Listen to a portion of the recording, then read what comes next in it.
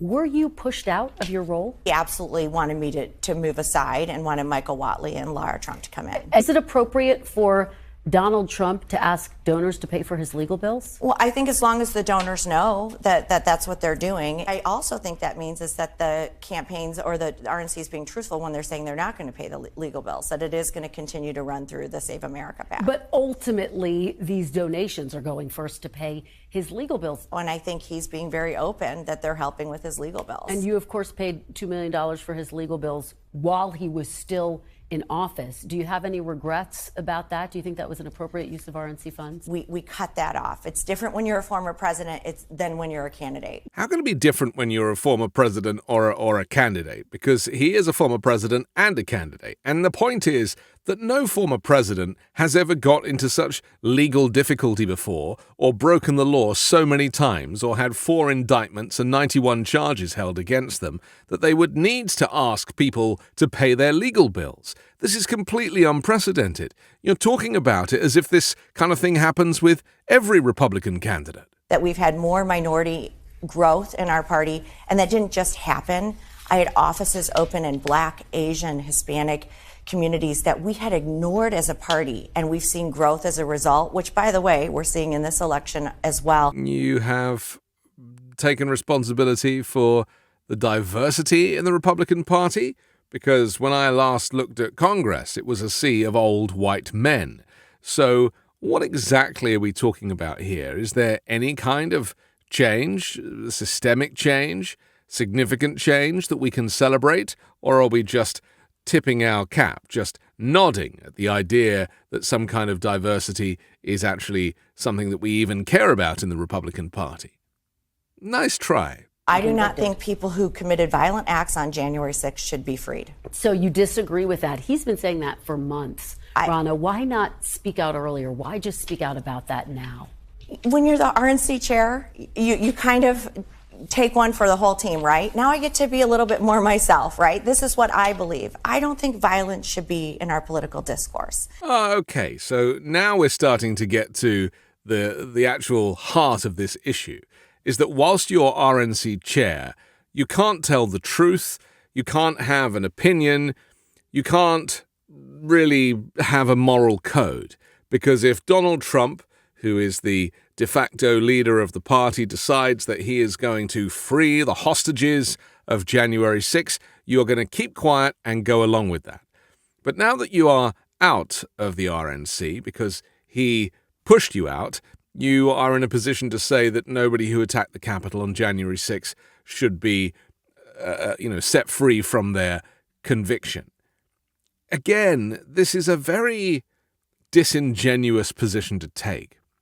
The other thing I would say is that your face doesn't seem to communicate how you really feel about this. So by saying, I said that no one who committed a crime on that day should be set free, say it with conviction. Say it like you mean it. Talk about it as if it's important to you, because it looks like you're just saying it for the sake of saying it, so that you can give the impression that you're doing the right thing. There is a real lack of passion and of a genuine feeling and emotion towards any of these issues. It's all so performative. And I disagree with that. I agree with him on a whole host of other things. Let's close the border. Let's make sure we have good incomes for people. Let's make sure we do a lot of great things. Okay, so you agree with Donald Trump on let's close the border. Well, you can't close a border. It's not physically possible to close a border. But that aside, and then having good incomes for people, Donald Trump has never talked about that. That's not something that Republicans are offering, good incomes for people. What does that mean? Does that mean that you're going to support unionized workers or agree to a national minimum wage that is an actual living wage, not something from 20 years ago? But for me, when I look at my state of Michigan and I look at the cost of food, the cost of rent, the cost of insurance, that I feel less safe. So, crime is on the rise, that we're seeing fentanyl come across our border, that we're seeing an open border. I don't think there's any choice but to vote for the Republican. Even though you may have disagreements, it's him or Biden, and that's the choice. Just to be clear, though, studies show that crime actually is going down in major cities, and the fentanyl that is getting into the country is coming across legal ports of entry. But let me turn to this next question. No, don't change the subject. She just lied about several things to suggest why she wouldn't vote for Joe Biden. She would vote for Donald Trump, despite all of his problems and all of his lies. So pin her down, hold her to account. You know, what she's saying about fentanyl and her feeling less safe is just MAGA propaganda. It's designed to give people a great sense of fear and want them to arm themselves and stay behind their front doors, you know, for fearing for their lives. And she just pushed that misinformation and that narrative. And you allowed her to say it on cable news. And this is the reason why cable news has a bad reputation. Because you can't just move on because you're running out of time or because you've got a whole list of other questions. You have to deal with the lies as they come along. And if that means that your show runs over, so be it. Or if that means you don't get to ask all of your questions, so be it. But you cannot allow for misinformation to be spread in an environment where people think that the broadcaster is trustworthy. You know, I don't think he wanted that attack to happen on the Capitol, but I will say that attack is a dark day in our history. So Ronna McDaniel is the only person that doesn't think Donald Trump didn't want an attack on the Capitol. It was all part of the plan. You know, the whole coup, the fake electors scheme, wasn't working. It seemed that Mike Pence wasn't going to do what Donald Trump was hoping he would do. And so this angry mob attacking the Capitol under Donald Trump's recommendation and advice, let's go to the Capitol. I'm going to go with you. We're going to take our country back. And if you don't fight like hell, you're not going to have a country anymore. Which part of that is not Donald Trump inciting a violent insurrection? Well, now he seems to be very proud about it. He calls it a beautiful day. Again, he's talking about freeing those who've been convicted. If you ask some of those who were convicted, they say they were there because Trump asked them to be there. Does he not bear responsibility for that day? First of all, the RNC was not there on January 6th. But what about Trump? I want to ask you about Trump, because Mitch McConnell says Donald Trump was practically and morally responsible for the attack on the Capitol. Was he? I've said I don't think he wanted the attack on the Capitol. Was he responsible, though? He may not have foreseen it, but was he responsible? Well, when I say it? that, I don't mean he wanted that to happen, so I don't hold him responsible for that. But I do think that it was a terrible day. Yes, it was a terrible day. We all know that. We all witnessed what a terrible day it was. And we all know what a stain it is on American political history. But just to condemn it, then say, oh, well, the RNC wasn't there, so therefore it was nothing to do with us, and then ignoring the question about Mitch McConnell blaming Donald Trump, the whole thing stinks, Ronna McDaniel. You know, you can't be allowed to get away with taking a position like this, which is you just trying to dodge bullets. The reality is that we all saw this happen. And so to change the story, to rewrite history on cable news doesn't do you or the cable news channel any favors. There were 250 audits. They never found there was any corruption. Did you not have a responsibility as the RNC chair to say before January 6th, the election is not rigged, that Donald Trump lost, given that there were audits, given that there were more than 60 court cases that occurred all across the country, and that Donald Trump lost? The reality is Joe Biden won. He's the president. He's the legitimate president. I have always said, and I continue to say, there were issues in 2020. I believe that both can be true. You can't say it, can you? You cannot say that Donald Trump lost the election.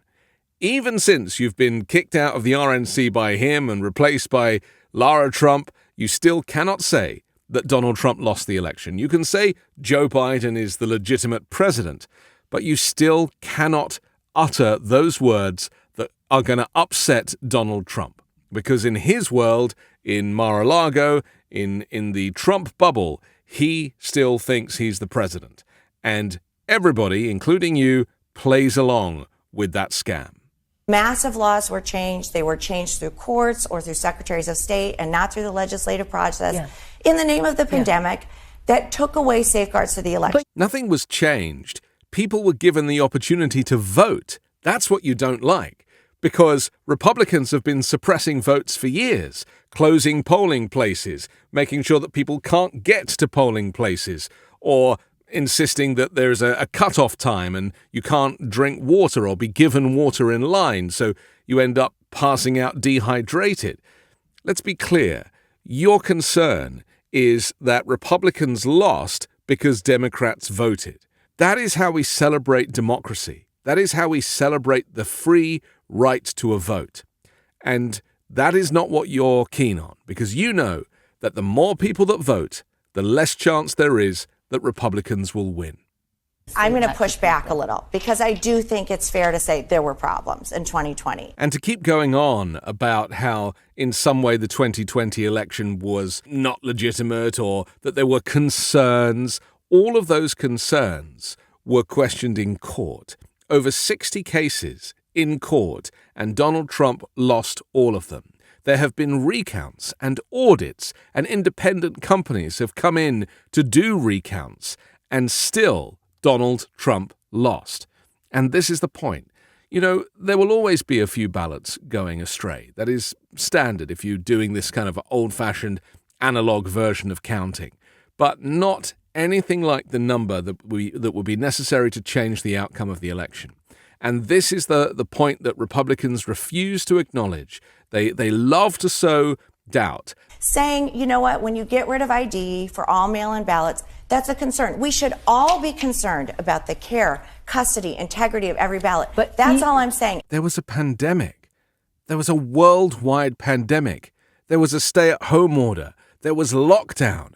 There was vulnerable people who weren't able to go to a polling place.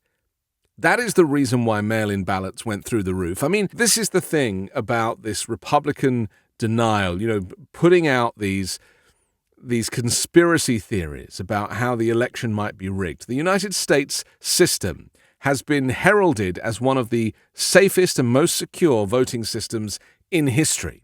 Look at Dominion voting systems. They literally sued Fox for criticizing their machinery, and they won significantly. So we need to get rid of any of this fear that Republicans have been spreading, that somehow elections here in the US are not free and fair. They are. There should be a polling place in every town. There should be one within a 10-minute drive of every house. There should also be mail-in and drop boxes available at every street corner. That is a true democracy. That is a celebration of the vote. But they won't do it. This is a viewpoint of a lot of Republicans. It's the viewpoint of a lot of Republicans because they want it to be. They know that it's not true, but they want it to be true. So that is why they say this stuff. And just because it's the viewpoint of a lot of Republicans who know that by suppressing the vote they are more likely to be successful in an election, does not make it true that there was election fraud. And this is happening time and time and time again. This sowing a seed of doubt about the safety of American elections, which is not just foolish, but it really denies that whole democracy and freedom that the Constitution holds dear. If our country is going to survive, we need to be able to have difficult conversations like this in a respectful way. We need more of that in our country. But we also can't go into our echo chambers and say, I'm only going to listen to what Democrats have to say, and I'm only going to listen to Republicans have to say. Listen to it and make your own opinion. Don't listen to it and make your own opinion. Listen to the facts. We are living in a time of misinformation where people like Ronna McDaniel have done nothing to get the country back on track, to turn a page on the lies of Republican propaganda. She continues to do it, this both sides idea that, oh, well, listen to this side and make your own mind up. That's not how it works, because each side is not equal. Republicans are lying about the border, lying about immigration, lying about the economy.